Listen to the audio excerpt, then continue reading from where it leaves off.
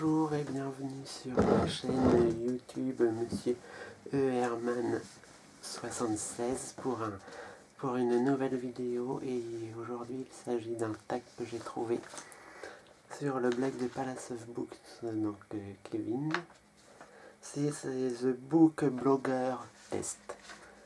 Et donc il s'agit de répondre à un certain nombre de questions.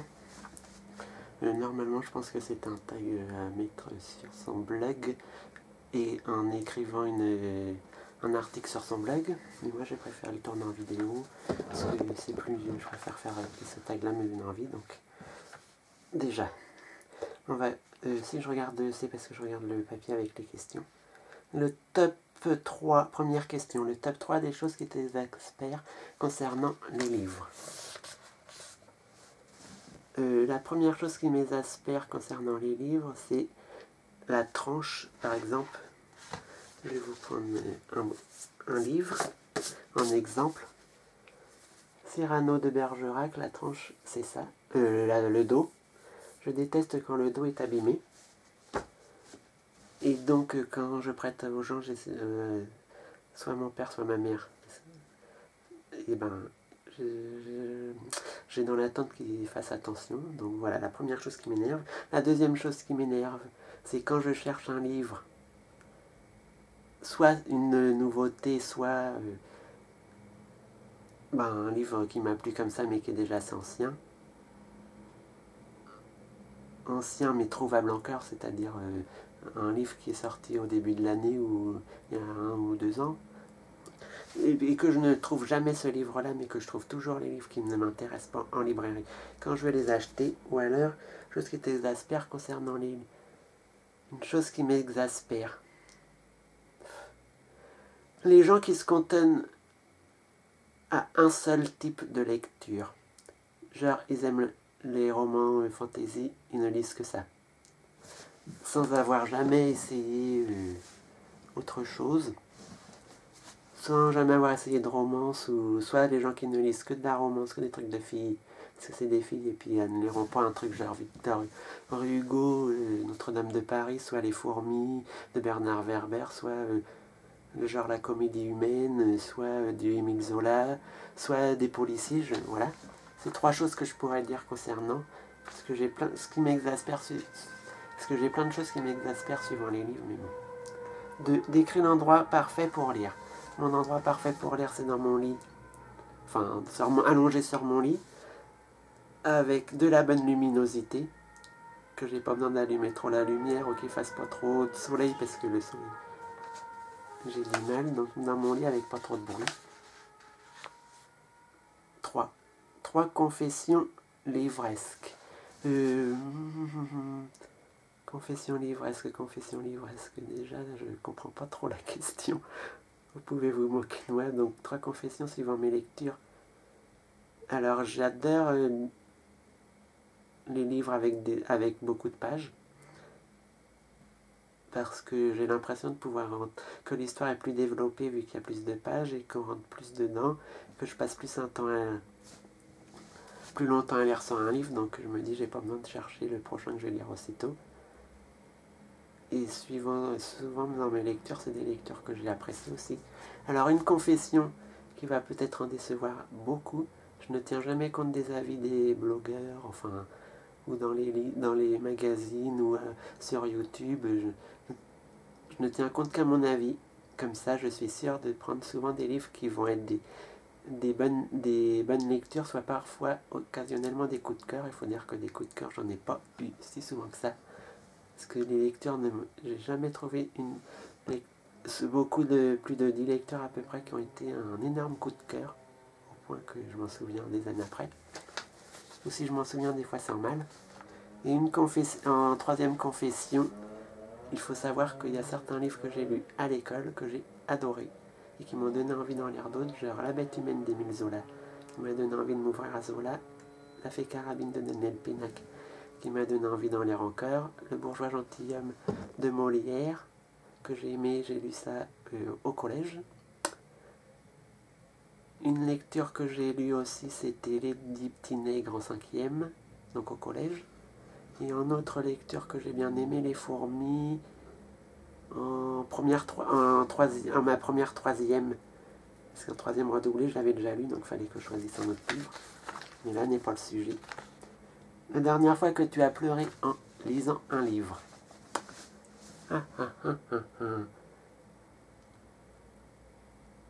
Ben, la dernière fois que j'ai pleuré en lisant un livre, j'ai trouvé des histoires tristes, mais j'ai jamais pleuré en lisant un livre, je sais pas. Moi, ça m'a... Bon, je trouve ça ça m'émeut peut-être, mais j'arrive pas... C'est un bout de papier, une histoire, j'arrive pas à pleurer. Plus je verrai un documentaire ou un film, je pense que j'arriverai plus peut-être à pleurer. Mais là, non. Pour un livre, même si c'est très émouvant, je le trouve très émouvant, très verser des larmes, j'arrive pas. Et c'est pas que je suis insensible. Alors, question 5. Combien de livres sur ta table de chevet? Donc, sur ma table de chevet, je vais vous chercher les livres que je lis.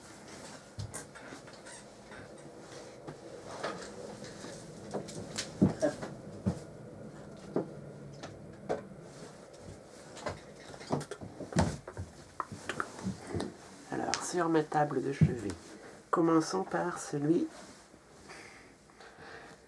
qui est une moyenne bonne lecture avec trop de mots compliqués, enfin... Le nom des personnages, le nom des plantes, des lieux, des objets, c'est trop des mots, jeux de mots inventés, enfin voilà, à partir de mots qu'on connaît. L'univers, je sais pas, la première histoire, j'ai pas trop j'ai du mal à accrocher à l'univers, tout ça. La deuxième histoire, je la trouve un peu mieux. Les mystères, ben, on a envie de savoir. J'ai envie de savoir. Il faut savoir qu'il y a 3 histoires parce que c'est Xanthe intégrale 1 de Pierre Santoni chez Brajlon. Et Brajlon, pourquoi fais-tu des livres qui pèsent une tonne quand ils sont en grand format et qui sont écrits comme ceci? Franchement, j'ai dû le commencer il y a 1 an et demi, 2 ans, je sais plus. Mais c'est pas un livre je sais pas, c'est pas un livre qui se lira vite. De là à dire que j'ai détesté, pas du tout. Ce n'est pas une lecture que j'ai détestée, loin de là. Le deuxième livre que j'ai commencé ça 2013, fin 2013 ou début 2014, je ne sais plus. Et oui, c'est un livre que ceux qui regarderont la vidéo peuvent se moquer parce que je suis très en retard. C'est la première fois que je le lis. Je crois que pour l'instant dans la saga, c'est mon coup de cœur, c'est le tome 5 de J.K. Rowling avec Harry Potter à l'école des sorts. Harry Potter et l'Ordre du Phénix, qui est un énorme tome, le plus gros de la série. Et pour l'instant, j'en suis là avec un super marque-page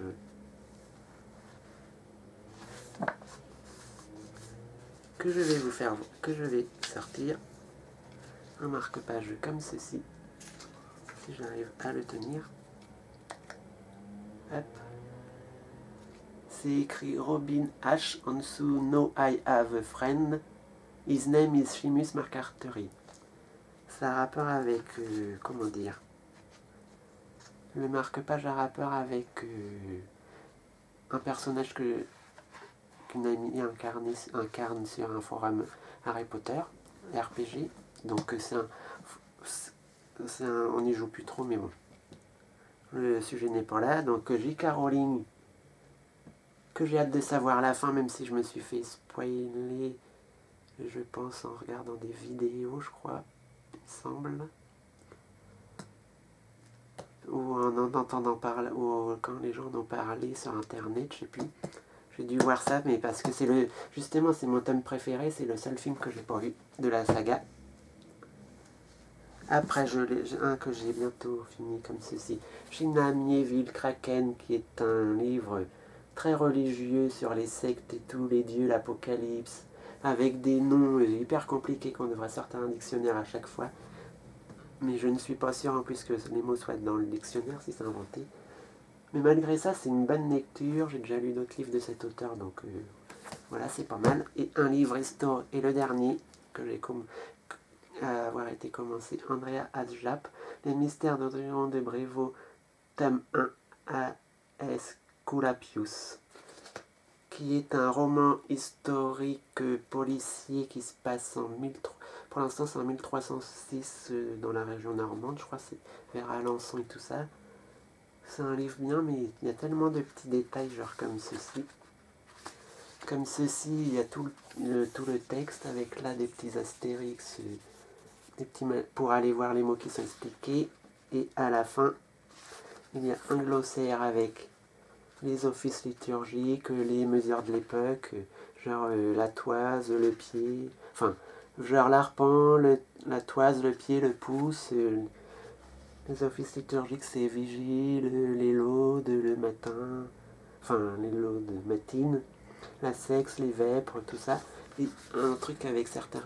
Et il présente aussi certains personnages à la fin importants, ayant réellement existé, qui apparaissent dans l'histoire. Donc je pense que celui-ci sera un livre qui se lira doucement. L'histoire est bien, mais se lira doucement vu que c'est tellement détaillé et c'est pas une lecture. Pour qui veut commencer le roman policier, je ne conseille pas. C'est pas très les romans les plus abordables, bien que l'histoire soit très bien. Donc bon, voilà pour ma table de lecture. 1, 2, 3, 4. 4 livres. Il faut savoir que j'ai toujours plusieurs livres en même temps. J'aime bien lire quelques pages d'un bouquin ou finir un autre et continuer sur un autre. Ou si des fois je fais un passage qui est intéressant, qui m'embarque dedans, je continue sur ce livre-là. Et donc voilà. Donc 6. Ton encas favori pendant que tu lis. Pendant que je lis, contrairement à la télé, je ne mange jamais. Donc mon encas, 0. 0, je ne mange pas. Et en plus, pour foutre des miettes dans le lit, partout, si je mange puis avoir les doigts gras, 3 livres que tu recommanderais à tout le monde. Ah, nous allons déjà nous tourner comme ceci. Alors, 3 livres que je recommanderais. Ce livre-là, c'est un de mes coups de cœur de l'année dernière, que j'ai adoré, même s'il y a quelques petits passages que j'ai trouvé un peu longs. Mais j'ai adoré l'histoire, c'est Luke et John de Robert Williams. Et alors, comment dire,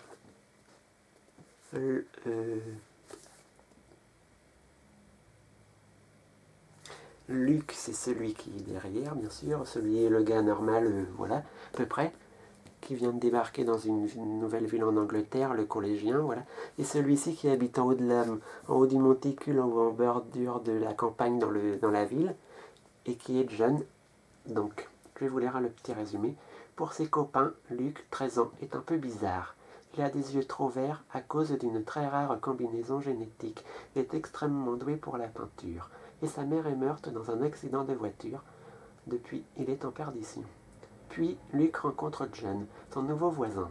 Si Luke est bizarre, John, lui, est un ovni. Il porte des vêtements des années 1950. Il possède une mémoire phénoménale. Il collectionne les faits, rien que les faits, et il a un secret. Quand Luke découvre ce secret, il doit oublier sa peine pour aider John. Commence alors pour les 2 adolescents blessés par la vie le chemin vers la guérison.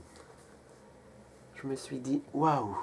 Mais quand on apprend le secret, franchement, j'avais déjà lu un livre qui ressemblait un peu à ça, avec un secret comme ça, avec des gens qui doivent lutter contre leurs blessures d'adolescents, voilà.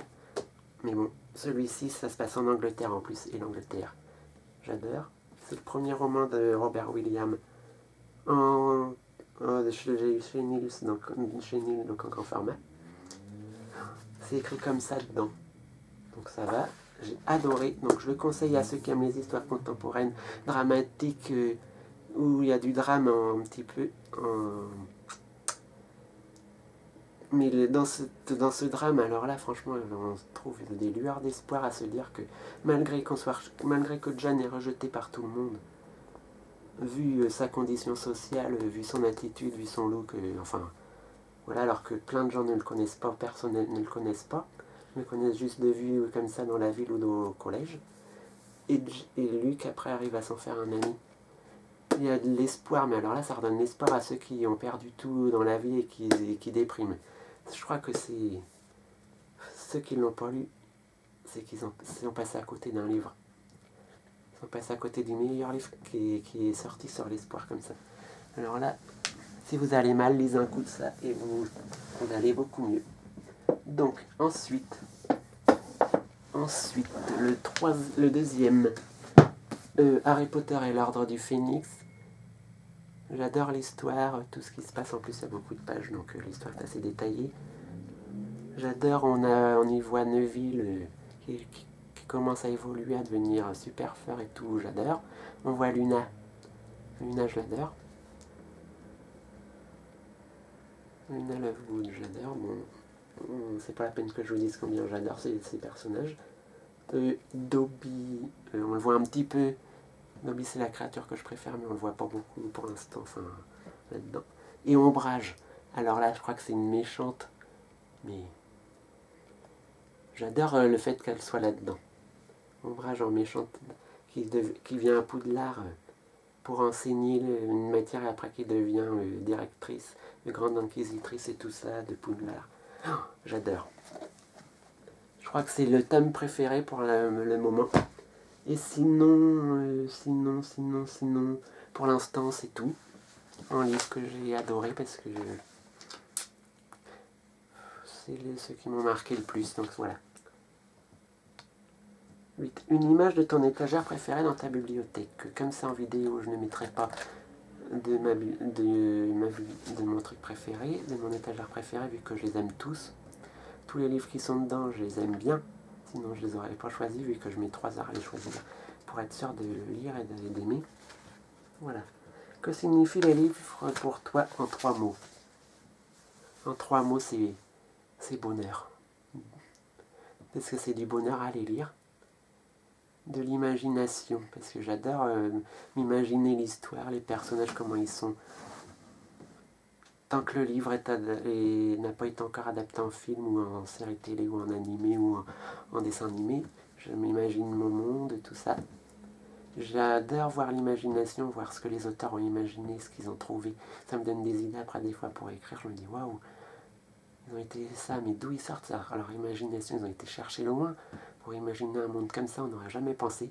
Et liberté, parce que franchement, tu te sens libre. C'est la liberté d'imagination et après, c'est l'oubli. Parce que quand je suis dans un livre, j'oublie carrément tout ce qu'il y a à peu près à côté. Je peux passer des heures à lire, enfin quelques instants à lire ou des moments à lire, des heures à lire. J'oublie le monde qui m'entoure, je suis plongé dans cette histoire. Des fois, j'oublie tout. Mes soucis, mes problèmes, je lis, hop, et voilà. Donc, pour celle-là. Ton plus gros secret concerne la lecture. Mon plus gros secret va en décevoir plus d'un. Il faut que je retrouve une horreur de livre que j'ai lu. Mais une horreur, je vais en décevoir plus d'un. Mais ce livre-là est une horreur. Qui a écrit cette merde? Le monde de Charlie de Stephen Chbosky. Déjà, c'est écrit comme ceci en forme de lettre, machin, ton ami, ça finit par ton ami Charlie. Déjà, l'histoire se passe aux États-Unis. C'est pas l'endroit que je préfère du tout, mais quand c'est bien amené encore, ça peut passer. Genre les Stephen King aux États-Unis, ça passe. Il y a plein de livres aux États-Unis qui passent, mais là, en plus pour adolescents, dans les lycées, j'ai pas pu m'identifier. À l'âge, j'ai presque 35 ans, donc je suis plus adolescent, je me suis mal. Puis aux États-Unis, moi j'ai jamais été au lycée aux États-Unis. Voilà. Il y a Charlie, tout en bas. Sam et Patrick, d'après les personnages du film. Ce livre-là, beaucoup de gens ont aimé. Je l'ai acheté parce que Kevin de Palace of Book en a fait une super critique. C'était son livre préféré, émouvant et tout. J'ai lu. Le secret, je l'ai pas trouvé. Je me suis dit le secret, le problème de Charlie, pourquoi elle est comme ça. Je cherchais même pas à savoir pourquoi, ça m'intéresse, je n'étais pas accroché. Après, quand j'ai vu la fin, ce que c'était comme secret, je me suis dit, ah, d'accord, l'auteur a dû trouver une fin, donc il a essayé de chercher un truc pour conclure son livre, parce qu'il fallait finir son livre, il ne pouvait pas laisser son livre inachevé. Je me suis dit, la fin, c'est tout. C'est une fin ridicule, toute petite comme ça par rapport à tout ce qu'il y a avant. Je m'attendais à être ému, à être touché. Franchement, j'étais déçu de la fin. Les personnages de Patrick et Sam, j'ai détesté. Je me suis dit, ils veulent faire de Charlie un mec infréquentable, à fumer, à boire, à coucher avec les filles et aller aux fêtes, tout ce que je déteste, tout ce que je trouve immoral, enfin voilà. C'est bien de faire des fêtes un peu des fois, mais tout le temps, vouloir lui faire connaître un autre monde, c'est bien aussi, mais bon, de lui faire voir que ça, avoir une petite amie, machin. Puis Patrick qui essaye de faire qui essaye d'emmener Charlie dans ces endroits, parce que Patrick est homosexuel, donc essaye de l'emmener, lui faire connaître tout ça, de sortir avec. J'ai pas du tout accroché le style de l'auteur, je m'en souviens pas si j'accroche ou pas, mais j'ai pas dû accrocher vu que ce truc est moche. La couverture, en parlons-en, j'adore ce vert, avec le fond, avec les murs en briques comme ça, j'aime bien. Les personnages, ouais, bref. Bon, en plus, ce qui m'énerve un peu, c'est dès qu'il y a le film qui est sorti sur un livre, il faut que la couverture soit en rapport avec le film. Il y a Emma Watson que j'ai aimé dans Harry Potter. Là, elle est pas moche, ils sont pas moches, mais bon, la couverture, le derrière. C'est une histoire, oui, ça, ça, je m'en souviens. Mais je peux pas dire que j'ai adoré. Au contraire, je pourrais dire, quelle nullité d'avoir écrit un livre comme ça. C'est bien à lire une fois, mais franchement, ça vaut pas toute la pub, et en plus, ni émouvant d'un poil. Je n'ai pas accroché du tout. Je m'attendais à pleurer toutes les larmes de mon cœur, à être ému. Je me suis dit, ouais. La fin, ça monte comme un gâteau, comme un soufflé, un gâteau, une meringue, et hop, aussitôt, la fin, ça retombe comme la meringue que tu la sors du four. Elle redevient tout raplapla comme une tranche de saucisson. Je me suis dit, la fin, tout ça pour ça.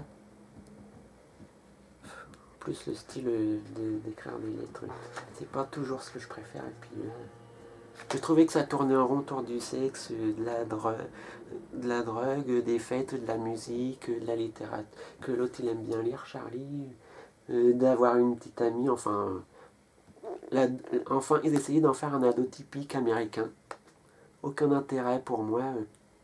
C'est peut-être que je suis passé à côté parce que ça m'a pas touché le problème de Charlie et que j'ai passé l'âge de lire des histoires comme ça. Mais je sais pas, j'ai pas été touché. Donc voilà, mon plus gros secret, c'est qu'un livre que tout le monde a adoré, Le Monde de Charlie de Stephen Chbosky, j'ai détesté au point que je me suis forcé à le finir pour dire ouais, je finis. Mais j'ai tellement détesté que je me suis dit j'aurais une cheminée. J'aurais hésité à le mettre dedans parce que ça m'a coûté 13,50 € parce que je l'ai eu en neuf. Et voilà, je me suis dit je vais le brûler. Et en plus, ce livre-là me tentait tellement quand j'ai vu comment la personne en parlait, Palace of Book en parlait. J'étais là, ouais, ça devait être trop bien. En fait, j'ai détesté. Je me suis dit, c'est peut-être aussi que j'y attendais de trucs. En fait, au final, il n'y avait rien d'extraordinaire. C'est un roman je me suis dit, l'auteur a écrit ça, il aurait mieux fait de passer son temps à écrire autre chose que de perdre son temps à écrire une niaiserie pareille, aussi nulle. Bon, alors, nous allons voir. Les 5 personnes à taguer ou pas selon mon envie.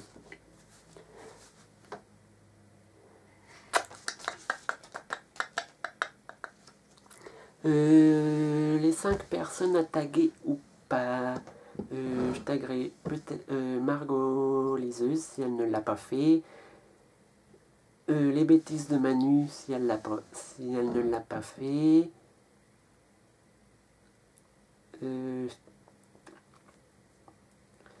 Shadowbook,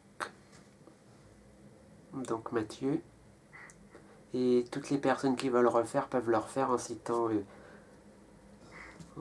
Palace of Book. Si vous allez sur son blog, sur le blog de Palace of Book, que je mettrai sûrement en description en dessous dans ma barre d'infos, vous citez le créateur, si c'est marqué le créateur de ce blog ou la créatrice. Merci donc d'avoir regardé cette vidéo du tag The Book Blogger Test.